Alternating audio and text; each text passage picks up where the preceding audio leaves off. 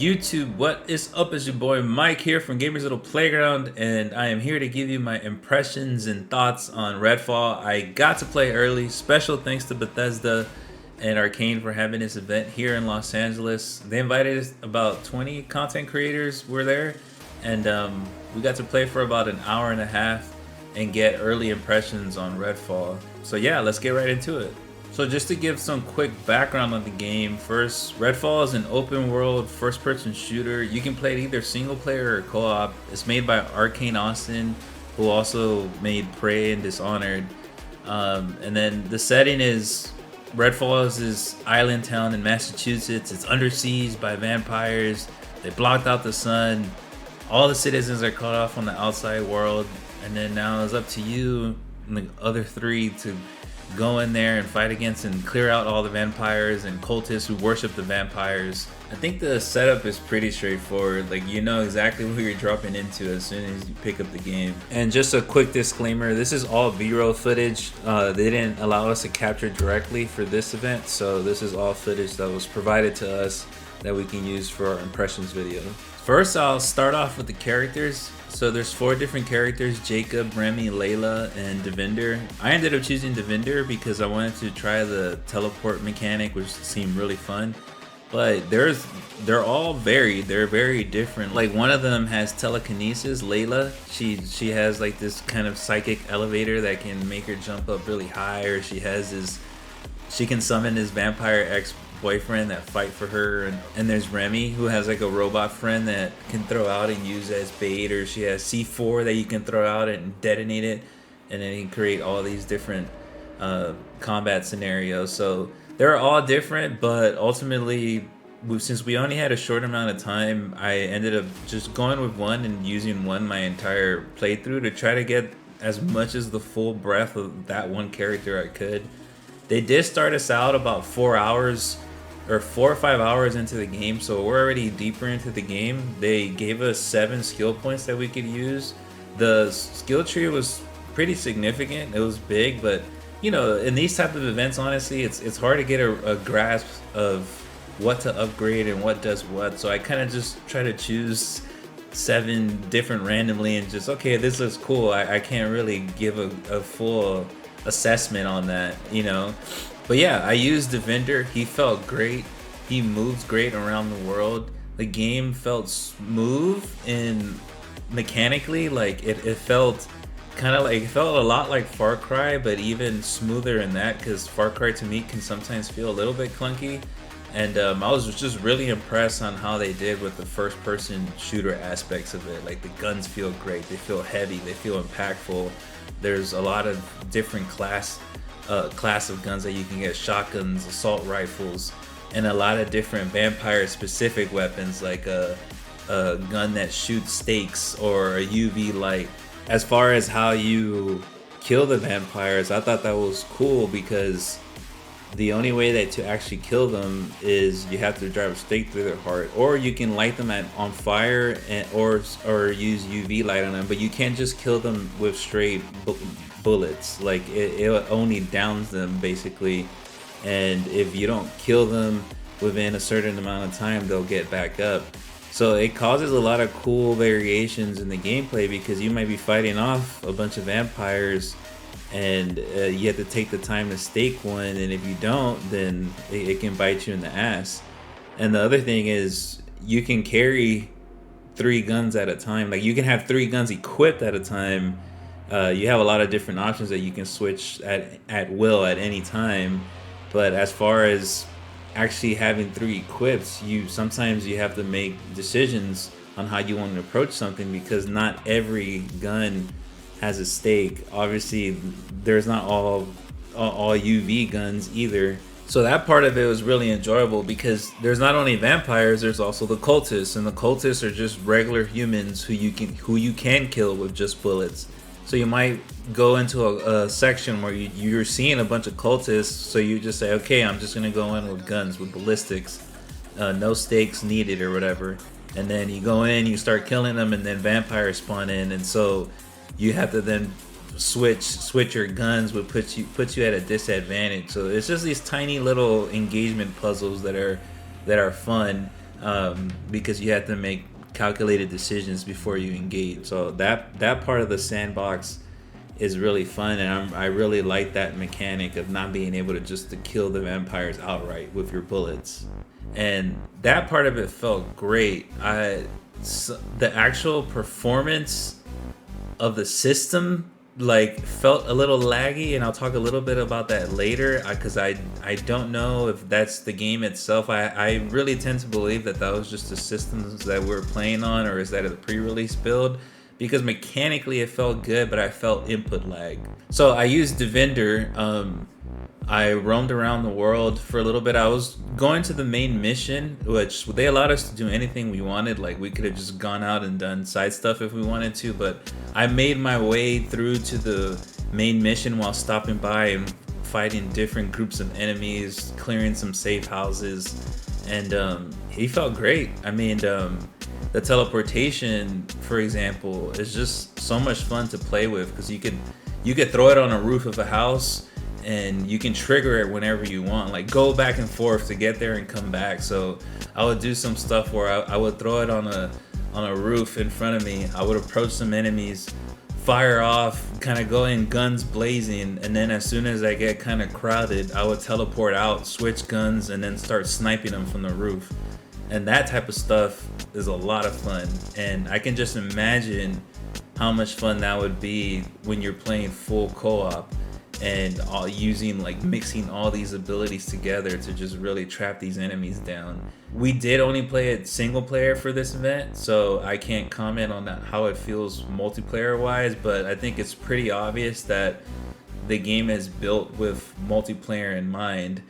And I think it's a shame we didn't get to play multiplayer, because I feel like that's going to be the main selling point of how much fun you're going to have with friends doing all these objectives, or just killing off these groups of enemies in fun and creative ways. But even just playing by myself, it felt fun. It did feel fun.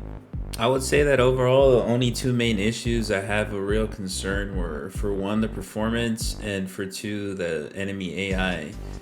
For the performance, I will put a bunch of disclaimers to say, like, I've been to a lot of these events before, and the games don't always feel as great during the events as they do when they come out, and a lot of that has to do with, for one, it's a pre-release build. For two, you're playing on a PC and you're playing on a 32-inch TV. Like, it might not all be the best setup for if you want to get the maximum output. Especially, I've played a lot of shooters, on multiplayer, where I like to play on a 1 millisecond monitor, so I might feel that lag a little more than other people, but there definitely was an input delay. I tried to adjust my settings on the game, and it made a little bit of difference, but I still felt a heavy lag, and I would say probably more has to do with the setup than anything, but I just do want to say that. I mean, that was part of my experience, so I can't leave that out.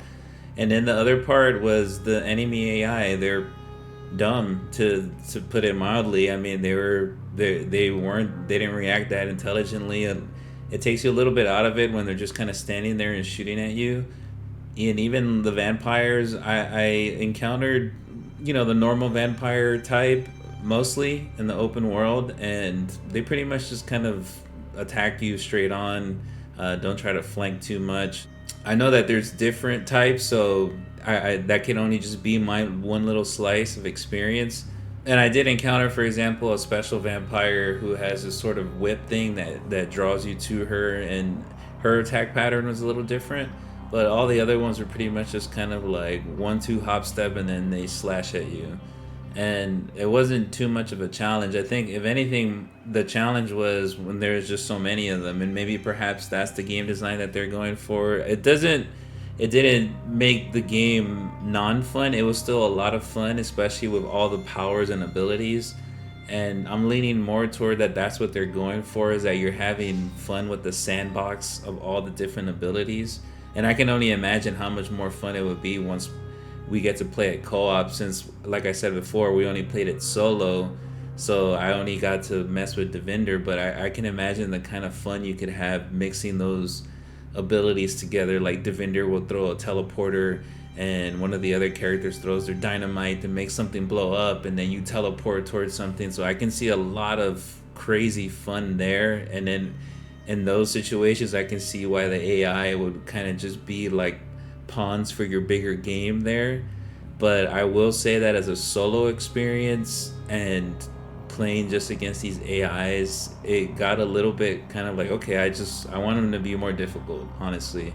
Um, and those are just my two main concerns. The AI thing could be a big thing if it's feels the same when you have multiple people playing, or if you just really want more of a challenge.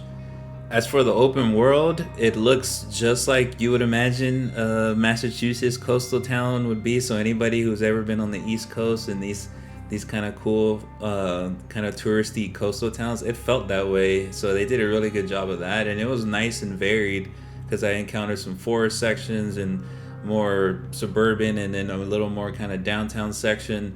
I didn't get to explore too much. I mean, we only had an hour and a half, and I basically made my way from the safe house we spawned in to the main mission, and then throughout there I just kind of looked around, fought different engagements, but I stayed more so on the main mission than anything. But we could have gone anywhere. They dropped us in, I would say, like 4 or 5 hours into the game, and we had 7 skill points to use. So like it was already, the world was open to us if we wanted to explore it. They told us we could do whatever we want. Like we didn't even have to do the main mission. We could just go wherever we wanted to.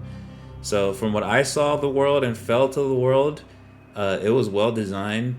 But I admittedly didn't get to see too much. I saw, maybe a tenth of the map. Maybe it's not a huge map from what I could see on the map, but I only got to explore probably the southeast corner of it. As for the main mission part I did, you're basically tracking down this vampire god, as they see it, called the Hollow Man. You go into his mansion looking for him or evidence of him, and this is more like a set piece. Like you can approach his mansion in many different ways, but it comes down to in the mission you have to find these dolls to put in the dollhouse, and that part was good. I like this part of it a lot because this part felt more exploratory in the mission design, because they give you the objective, but they give you a clue, but there's no outright markers to tell you this is where the dolls are at. And I really like that part of it because it lets you know to get to this place, but once you're here you have to really explore around to find what you need to find to keep the story moving forward. And that felt more in the Prey side of things, where there's a lot of things for you to pick up and read. There's audio logs for you to listen to. That it kind of blended very well into having the open world where you just can clear out different sections, and then you have this kind of set piece where you can actually just explore this one section, this one area, and have to figure out some puzzles. So that part of it's nice.